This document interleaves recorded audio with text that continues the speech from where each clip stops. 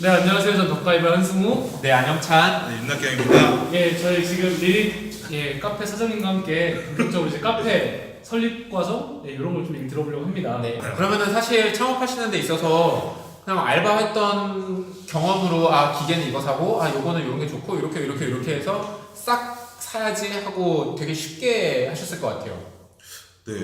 그러니까 그때 많이 고민을 하긴 했죠. 여기저기 견적 비교해보고 했는데 그래도 그러니까 처음에도 이 컨셉이 아니었어요. 그러니까 저도 무난하게 좀 약간 뭐랄까 나무도 깔아주고 목도 깔아주고 요즘 분위기로 해야겠다 싶었는데 건물이 그런 건물은 안 어울릴 것 같아서 그런 인테리어는 그러다가 미국 주유소 사진 봤는데 거기 컨셉이 하얀색인데 레드가 포인트였던 거예요. 근데 그 사진 한 장으로 인테리어 컨셉 잡고 이렇게 들어간 거예요. 이제 보니까 그런 느낌이 있다.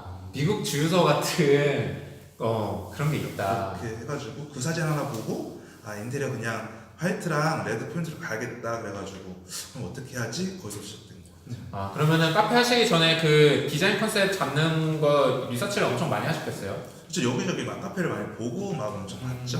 근데 결국에는 사람이 다 그래요. 그러니까 자기 좋아하는 거 하게 돼 있어요. 그러니까 저도 제가 있어야 될 공간이니까 그러니까 제가 원하는 대로 꾸민 거예요. 카페 창업할 때 최우선 고려 사항이 어떤 거였나요? 저는 일단 가게 평수였어요. 평수. 제가 기준으로 잡았던 거는 가게 평수랑 그다음에 뭐 보증금, 제가 생각한 버짓 안에. 그리고 그 평수가 왜냐면은 이렇게 카페에 대한 본인의 어떤 철학 같은 것 때문이었나요? 카페라는 곳이 이제 더 이상 차 마시는 공간이 아니기 때문에 네, 뭐 사람들이 그런 어떤 개인적인 가치관 때문에 네, 제가 봤을 때는 카페를 해보니까 그냥 테이크아웃으로 이렇게 주먹구구식으로 하면 이제는 다 망가져 나갈 것 같아서.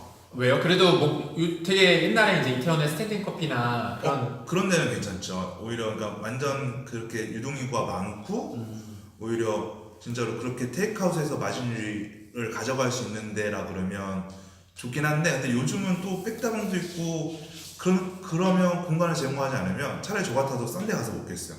커피를 먹고 싶은 거라면.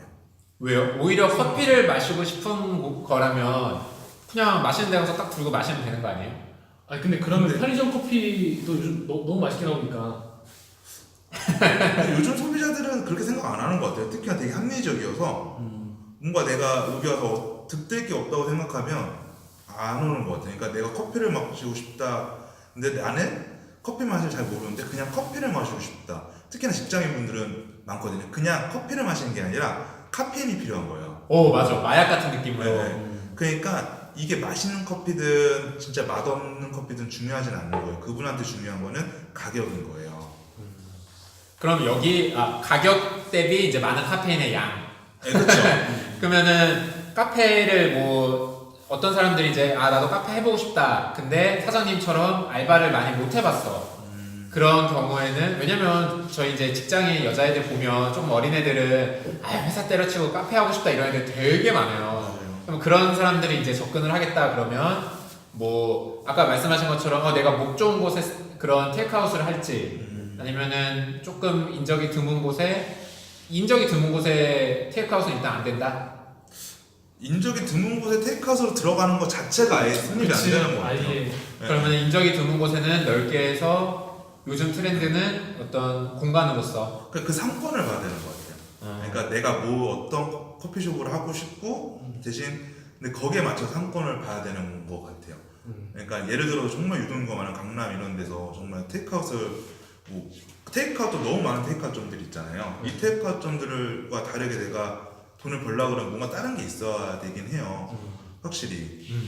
그러니까 그거를 뭐가 될지 내가 이 가게를 계약하면서 나는 어떻게 이거에 대한 다른 걸 가져갈 건지를 고민을 해봐서 이게 될 것 같다면 이거를 내 고집대로 밀어붙여가지고 하면 예를 들어 정말 내가 얼굴이 그러니까 단적으로 정말 얼굴이 이쁘시고 정말 내가 웃는 것도 예쁘고 그런 여자분이 테이크아웃점을 한다 그러면 그거조차가 무기가 될 수 있는 거죠. 그러면은 기본적으로 내가 하고 싶은 커피숍을 먼저 명확히 하고 그 다음에 상권을 찾는 게 이제 보통은 두 번째 그렇죠. 저는 그렇게 생각해요. 상권에 맞춰서 뭔가 가기보다는 그러니까 내가 뭔가를 어떤 거를 하고 싶은가를 잘 갖고 그냥 그거에 맞는 자리를 찾아야 되는 것 같아요. 자리를. 그리고 지금 보면은 집이랑 되게 가까우시잖아요. 네. 그것도 중요 요소였나요? 정말 큰 중요 요소예요. 네. 그러니까 직장이 멀면 왔다 갔다 하는데 다 지쳐요. 특히나 커피숍 그러니까 가게 창업 처음 하면 그러니까 그런 생각들 많이 하시잖아요. 알바 있고 그래, 오토. 너 오토고 근데 한번 차려보세요. 안 돼요. 근데 나도 이거 공감하는 게 나도 고시원을 했었단 말이야. 그때 처음 시작할 때는 총무 앉혀놓고 가끔 이제 돈 가지러 가서 뭐 잘 됐나 이제 체크하고 나도 이 생각했는데 사장이 없으면 일단 안 돌아간다고 봐야 돼. 그렇지. 그거는 저는 진짜 공감합니다. 맞아요. 그리고 그 다음에 이제 이런 직기류 같은 거를 구비를 했나요? 그 다음 스텝은? 아니요, 그 다음에는 이제 집기류보다는 먼저 공사를 어떻게 해야 될지. 저는 인테리어 업자를 안 썼어요. 네. 인테리어 업자를 안 쓰고, 그러니까 다 공정대로 따로따로 보는 거예요. 왜냐면 인테리어 견적 받아봤는데 너무 차이가 나더라고요. 제가 직접 하는 거랑. 저 그러면 죄송한데 진짜 또 너무 궁금한 게 또 생겨서 이게 그래도 약간은 학교에 가깝고 조금은 외곽 쪽에 있잖아요. 네. 그럼 사장님이 하시는 컨셉의 커피숍이면은 유동인구가 좀 적더라도 넓은 공간을 생각했을 때는 주택가에 좀 들어가 있어도 선택했다? 네. 왜냐면 저쪽 메인 쪽 골목으로 나가서 이 정도의 공간을 얻을 수가 분명히 나와 있지도 않고 없고. 그러면은 반대로 얘기하면은 그렇게 딱 장사한다 그러면 진짜 동네 사람만 오기가 쉬울 텐데 그렇죠. 그런 것들에 대해서 어떻게 생각하셨어요? 이게 왜냐면은 동네 사람 장사해서는 이거 재미가 없을 것 같다는 저는 생각이 들거든요. 저는 좀 다르게 생각했던 게 동네 분들만 해서 단골만 잘 잡아도 동네 장사잖아요. 뜨내기 손님들이 있는 데가 아니라 그분들이 진짜 저 방목에 살려주시는 거거든요. 근데 그분들로만 해가지고 뭐 하루에 30만 원만 팔아도 충분히 밥 먹고 살아요. 그럼 혹시 들어가시는 곳에 어떤 연령 분포 이런 것까지도 다 같이 고려를 하나요? 아니면은 그냥 주택가면은 일단은 기본빵이다. 해야 되는 것 같아요. 누가 있고 누가 내 커피를 사 먹을 거고.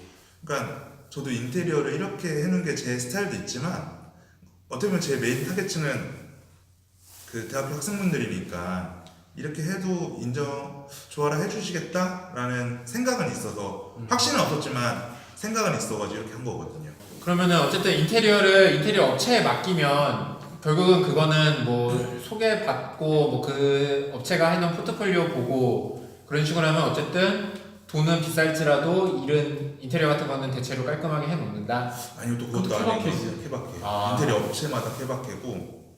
그리고 인테리어 업체들이 제가 봤을 때는 인테리어 업체도 분명히 돈을 벌려고 하는 거예요. 근데 두 군데가 있더라고요. 인테리어 업체가 정말 인테리어 감각이 있어서 하는 사람들, 아니면 진짜로 무늬만 인테리어 업체인 사람들, 공장 조율만 해주는. 공장 조율만 해주는. 근데 거기서 뭐 인건, 예를 들어 그러니까 공사비 인건, 왜 인테리어 업체가 2천만 원, 3천만 원 더 가져가냐면 안 좋은 데들은 예를 들어 그런 거예요. 그러니까 대부분의 인건비를 그러니까 공사 기간을 길게 가져가요. 그래서 인건비로 남겨먹고, 인건비로 눈탱이 치고 자재로 눈탱이 치고, 그다음에 뭐 그런 것, 그게 제일 커요. 인건비로 눈탱이 치는 게. 그러면 이렇게 개별적으로 하신다고 하셨을 때 이런 업체들을 개별 발주해서 써보신 적 있으세요? 그러니까 지금 그렇게 한 거예요. 이전에는 없었어요? 이전에는요. 저희 전에 가게 리모델링 하면서 그렇게 하면서 또 저는 계속 가게 하면서 봤던 사람들 인테리어 하시는 분들 번호 따놓고 이래가지고. 이게 확실히 일을 하고 세팅을 해서 이미 경험이 많으셔서 이게 되게 문제 없이 어떻게 보면은 뭐 쉽진 않으셨겠지만 내가 보기에는 되게 쉽게 하신 거야. 그치. 왜냐면 저 포스기 하나만 하더라도 포스기로도 너무 많은 견적들이 달라. 맞아요. 저 간단한 저 포스기 결제기 하나로도. 그렇구나.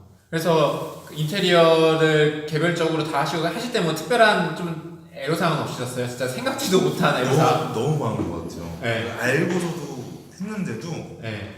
그러니까 저는 인테리어 업자 했으니까 예를 들어 철거가 끝나고 그 다음날 바로 바닥을 이제 원했던 공정은 그 일정을 이렇게 맞췄는데 바닥 들어왔는데 바닥이 제대로 안 되는 거예요.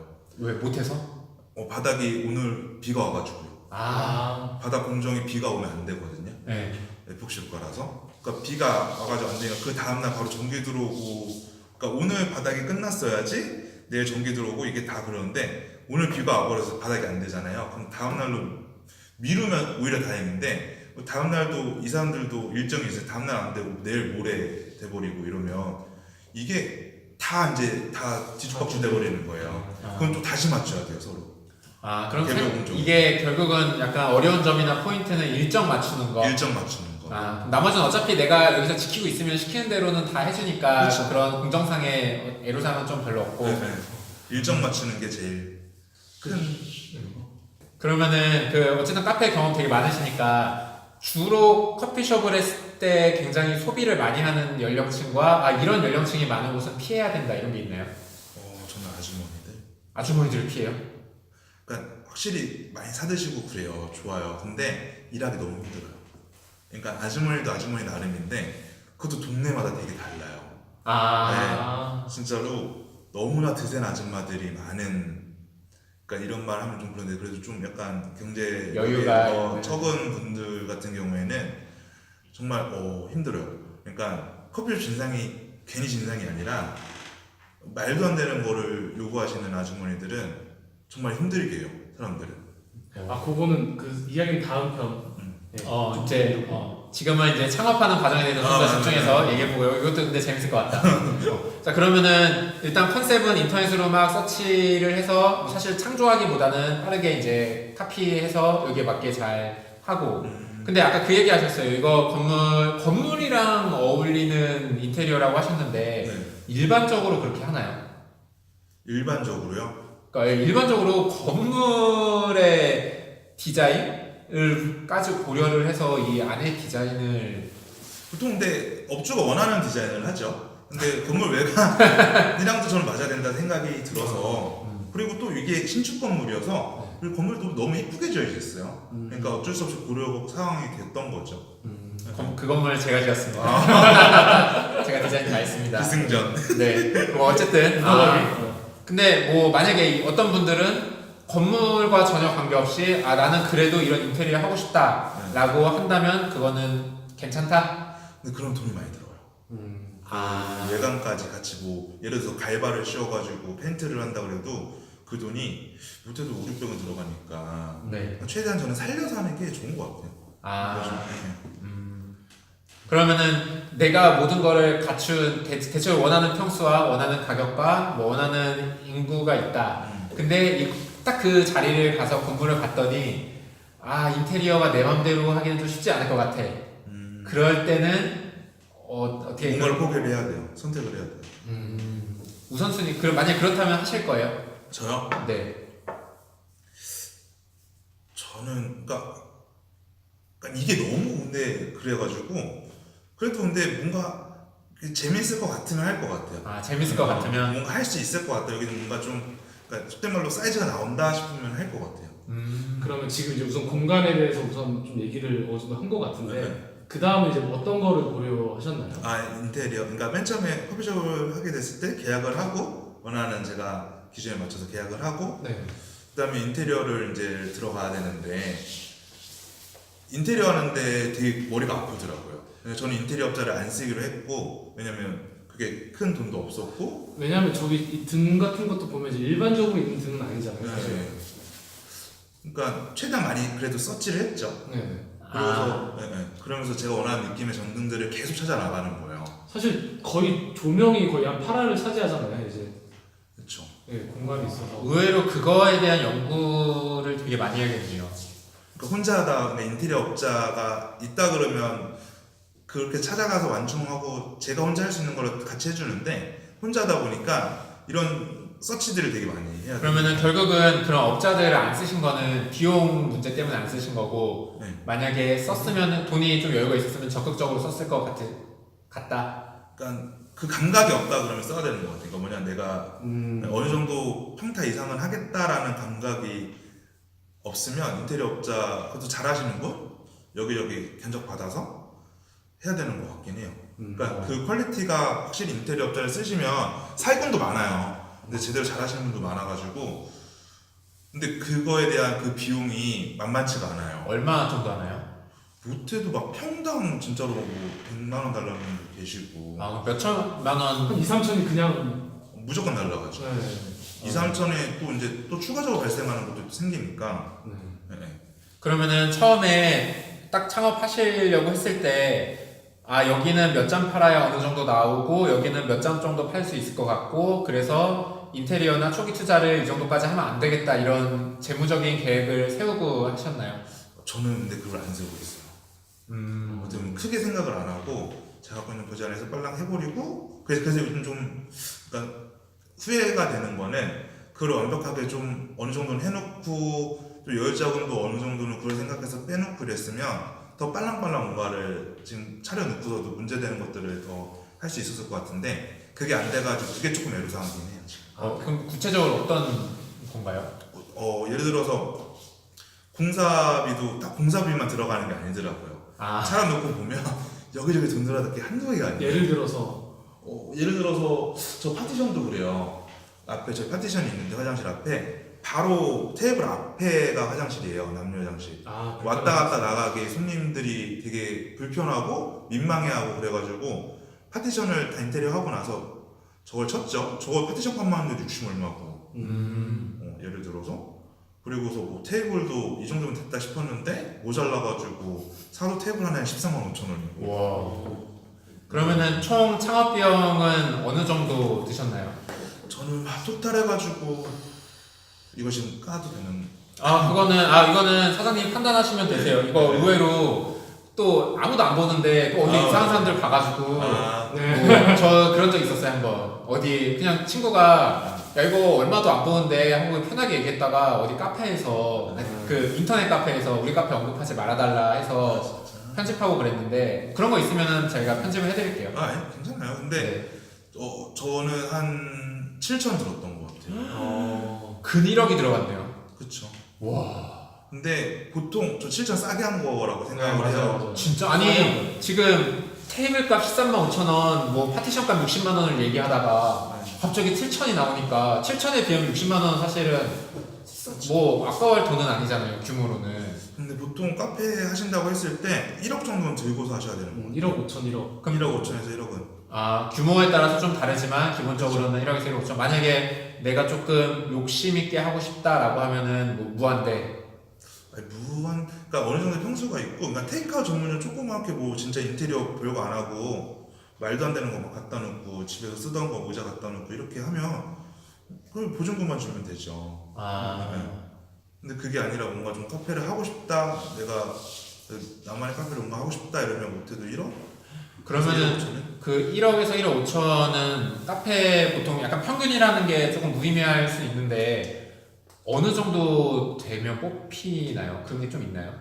1억에서 1억 5천이요? 네, 사실 이게 되게 큰 돈 들어간 건데 뭐 그렇죠. 4년은 운영해야 뭐 본점 뽑는다 이러면은 조금. 근데 보증금을 제하고서 보증금을 제가 받는 돈이니까 보증금 3, 4천 들어간다고 생각을 했을 때 그러면 한 7천인데 7천 열심히 하면 2년 안에 뽑지 않을까요? 그렇구나. 아, 그럼 이 건물에 권리금도 있나? 없어. 아, 권리금 없어요. 이제- 나중에 잘 되면 그것도 고려 상황이었어요. 네. 권리 없는데. 아. 왜냐면 지금 너무 죽어나가는 데가 많은데 장사 입장에서는 권리 주면서 들어오기 싫거든요. 네. 근데 나중에 이게 잘 되면 권리금을 추가로 바꿔서라도 이제. 저는 제가 잘 되게 만들었으니까. 네. 이미 권리금은 받으셨지. 그래서 우리가 받았다. 이- 권리금 있다. 권리금 있다. 이거는 시설 권리금. 시설 권리금. 시설 권리금. 근데 어쨌든 우리가 이렇게 하하호호 할 수 있는 거는 임대인과 임차인이 이렇게 웃으면서 얘기할 수 있는 거는 잘 돼서 이미 권리금은 내가 보기에는 이제 이미 세이브 해놨다. 아, 근데 권리금 뭐 1,000단에서 억 단위까지도 가니까 잘 되면 뭐 그거야. 뭐. 그럼 어떠세요? 권리금을 사실상 주고 들어가야 되는데 예를 들어서 이제 카페 초보자분들이 보시기에 이 가게의 권리금 어느 정도고 뭐 어느 정도 되는데 그 내가 여기서 장사를 해야겠다 말아야겠다 하고 판단하는 그런 기준이 사장님은 일단 안 하신 것 같은데 네. 그 어떻게 좀 그런 노하우가 있나요? 일단은 봐야 되는 것 같아요. 그러니까 순 마진율이 얼마 정도 나오는지 내가 알바를 지금 이렇게 써가면서 만약에 그래도 내 밥벌이는 해야 될 거 아니에요. 250은 벌어가야지. 그 정도 아니면 회사 문제도 못 보는데 굳이 장사할 필요가 있을까?